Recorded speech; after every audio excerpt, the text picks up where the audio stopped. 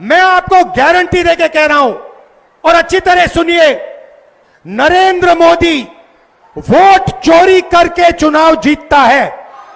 Narendra Modi vote चोरी करके, vote कटवा के, वोट बढ़ा के चुनाव जीतता है और नरेंद्र मोदी और अमित शाह की मदद हिंदुस्तान का इलेक्शन कमीशन करता है। सभी साथियों का हमारे YouTube चैनल में बहुत बहुत स्वागत। साथियों, आज बिहार के अंदर चुनाव है और चुनाव में तरीके से जनता अपने वोट का इस्तेमाल करती है, ये तो आज पता लगेगा। किस तरीके से इलेक्शन कमीशन के द्वारा जो अभी तक धांधली जो की जा रही थी, किस तरीके से SIR किया गया, कितने वोटों के ऐसे घोटाले सामने आए, कितने वोटर्स के नाम काटे गए और कितने नए वोटर्स बनाए गए जो कि फर्जी हैं। Here are 5 questions to the Election Commission of India. Instead of threatening us, threatening me, answer these 5 questions. Number 1, why are you not giving voter lists in digital machine readable format to the people of India? Number 2, why are you destroying video evidence? Number 3, why is ECI committing massive fraud in the voter lists? Number 4, why is ECI threatening opposition instead of answering our questions? And finally, why is ECI behaving like an agent of the BJP? जो कि अभी एक तो हरियाणा के अंदर 25 lakh voters का घोटाला आया। इससे पहले मध्य प्रदेश में 76 लाख वोटर्स का घोटाला सामने आया। ऐसे ही केरल में, तमिलनाडु में और जगह भी घोटाले सामने आए। क्या उन घोटालों से चुनाव आयोग को कोई सबक मिला? क्या चुनाव आयोग ने किसी घोटाले को अब तक महत्व दिया? क्या किसी प्रकार से चुनाव आयोग ने रोक लगाने में कोई योगदान किया? अब मैं आपसे पूछना चाहता हूं और हरियाणा के युवाओं से पूछना चाहता हूं, हरियाणा की जनता से पूछना चाहता हूं कि ये कौन है, इसकी एज क्या है, ये कहां की है, इसका नाम क्या है? ये आपको बता सकता हूं। कभी इसका नाम सीमा, कभी स्वीटी, कभी सरस्वती। 22 बार हरियाणा के युवा, अच्छी तरह सुनिए, 22 बार 10 बूथ में इसको वोट देने का मौका मिलता है। 22 बार 10 बूथ में राय असेंबली में वोटर लिस्ट पे है। कहां की है? ब्राजील की है। हरियाणा की नहीं है, हिंदुस्तान की नहीं है, ब्राजील की है, मॉडल है। हरियाणा की वोटर लिस्ट पे है। चेक करना है तो वो उस पे आप उसको स्कैन कर दीजिए, देख लीजिए। इससे क्या पता लगता है? इससे पता लगता है कि ये सेंट्रलाइज्ड ऑपरेशन है। क्यों? क्योंकि ये 10 बूथ में इसकी फोटो आती है। इसका मतलब ये BLO का काम नहीं है, ये सेंटर से डेटाबेस में ये डाला गया है। ब्राजील की महिला 22 बार 10 बूथों में हरियाणा में वोट कर रही है। क्या चुनाव आयोग पर जो आरोप लगते रहे, चुनाव आयोग ने उन आरोपों को खंडित तो किया, लेकिन चुनाव आयोग ने किसी तरीके से आम जनता के वोट का जो महत्व है वो नहीं समझा। अब बात की जाए विपक्ष की। विपक्ष में अभी जो है, विपक्ष के जो नेता हैं राहुल गांधी जी लगातार चुनाव आयोग के घोटालों का खुलासा करते रहे। उसी घोटाले में एक घोटाला निकल कर आया हरियाणा में चुनाव आयोग पर राहुल गांधी जी ने 25 लाख वोटर्स का घोटाला सामने लाकर रखा और चुनाव आयोग ने भी उस घोटाले का पूरी तरीके से खंडन कर दिया। अब घोटाला किस तरीके का है, किस तरीके के घोटाले की बात कर रहे हैं? अब यदि ये घोटाले फर्जी हैं, इससे पहले भी घोटाले आरोप लगे राहुल गांधी जी के द्वारा, वो अगर घोटाले फर्जी मान लिए जाएं तो राहुल गांधी जी को चुनाव आयोग जेल क्यों नहीं भेजता? अब मैं आपसे पूछना चाहता हूं और हरियाणा के युवाओं से पूछना चाहता हूं, हरियाणा की जनता से पूछना चाहता हूं कि ये कौन है, इसकी एज क्या है, ये कहां की है, इसका नाम क्या है? ये आपको बता सकता हूं। कभी इसका नाम सीमा, कभी स्वीटी, कभी सरस्वती। 22 बार हरियाणा के युवा, अच्छी तरह सुनिए, 22 बार 10 बूथ में इसको वोट देने का मौका मिलता है। 22 बार 10 बूथ में राय असेंबली में वोटर लिस्ट पे है। कहां की है? ब्राजील की है। हरियाणा की नहीं है, हिंदुस्तान की नहीं है, ब्राजील की है, मॉडल है। हरियाणा की वोटर लिस्ट पे है। चेक करना है तो वो उस पे आप उसको स्कैन कर दीजिए, देख लीजिए। इससे क्या पता लगता है? इससे पता लगता है कि ये सेंट्रलाइज्ड ऑपरेशन है। क्यों? क्योंकि ये 10 बूथ में इसकी फोटो आती है। इसका मतलब ये BLO का काम नहीं है, ये सेंटर से डेटाबेस में ये डाला गया है। ब्राजील की महिला 22 बार 10 बूथों में हरियाणा में वोट कर रही है। सरकार उन आरोपों के विरोध में खंडन भी कर रही है और यहाँ तक कि चुनाव आयोग भी उस जो आरोप लगाए जा रहे हैं उनके आरोपों का खंडन कर रहे हैं, लेकिन किसी तरीके से समाधान नहीं निकल रहा।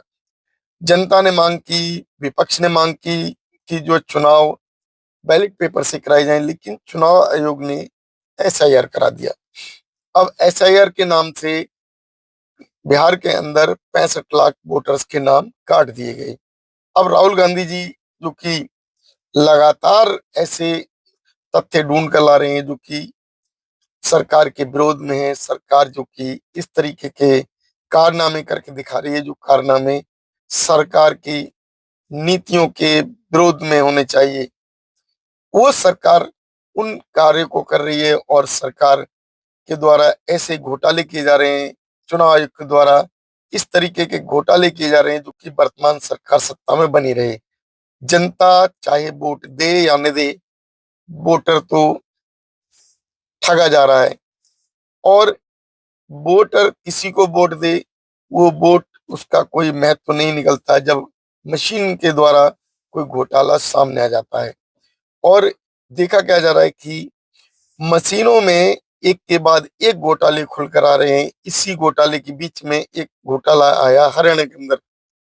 एक ब्राजील की महिला जो कि ब्राजील में रहती है, वहां की मॉडल है, वहां की एक्टर है, वो हरियाणा में क्या करने आई, और हरियाणा में अगर आ भी गई तो हरियाणा में उसका वोट कैसे बना, हरियाणा की जनता ने किस तरीके के वोटर्स को महत्व दिया, हरियाणा के अंदर किस तरीके की सरकार बनी, ये तो इस तरीके के जो घोटाले हैं वो क्लियर बताते हैं। अब जो एक ब्राजील की महिला है, उसका जो भारत के अंदर किसी तरीके का कोई अस्तित्व नहीं है, कोई पहचान नहीं है, कोई वोटर आईडी नहीं होनी चाहिए, लेकिन उस महिला के नाम से हरियाणा के अंदर वोटर आईडी बनाई जाती है और वोटर आईडी एक नहीं 22 जगह उसके वोट को इस्तेमाल भी किया जाता है। 10 बूथों पर उसका वोट डलवाया जाता है, कहीं एक कहीं दो। तो सोचिए किस तरीके के ये घोटाले हो रहे हैं, किस तरीके से वर्तमान सरकार वो घोटाले कर रही है, किस तरीके से सरकार अपनी जीत के लिए पीठ थपथपा रही है चुनाव आयोग की। और चुनाव आयोग जिस पर लगातार आरोप पर आरोप लग रहे हैं, लेकिन चुनाव आयोग है कोई टस से मस नहीं हो रहा। चुनाव आयोग के वो कारनामे जो कि ऐसा एसआईआर जैसे जिसमें वोटर्स के नाम काट दिए जाते हैं, वो वोटर्स जो कि जीवित हैं उन्हें मृत घोषित कर दिया जाता है, और जिन वोटर्स का अता पता नहीं उनके नाम के वोट बन जाते हैं। एक एक एड्रेस पे 200, 300, 350, 400 वोटर बन जाते हैं, वोट बन जाते हैं। और एक एड्रेस पे 400, 300 वोट बनने का मतलब है कि चुनाव आयोग के द्वारा किया जाने वाला घोटाला। यदि इस तरीके के घोटाले चुनाव आयोग करता है, इस तरीके के घोटालों में चुनाव आयोग अपना योगदान करता है, और वर्तमान सरकार के ऊपर यदि राहुल गांधी आरोप लगाते हैं तो उनको जेल क्यों नहीं भेजती सरकार, क्यों नहीं चुनाव आयोग ऐसे आरोपों के लिए राहुल गांधी को जेल भेजते हैं? क्योंकि राहुल गांधी जी के जो आरोप हैं वो सरकार निराधार बता रही है, चुनाव आयोग भी निराधार बता रहा है। अब यदि इसी तरीके के आरोप कोई आम आदमी लगा दे तो उसको उठाकर तुरंत पुलिस जेल में ले बंद कर देगी, और ऐसे संगीन धाराओं में उसको बंद किया जाएगा जो कि धाराएं जमानत से अलग हैं।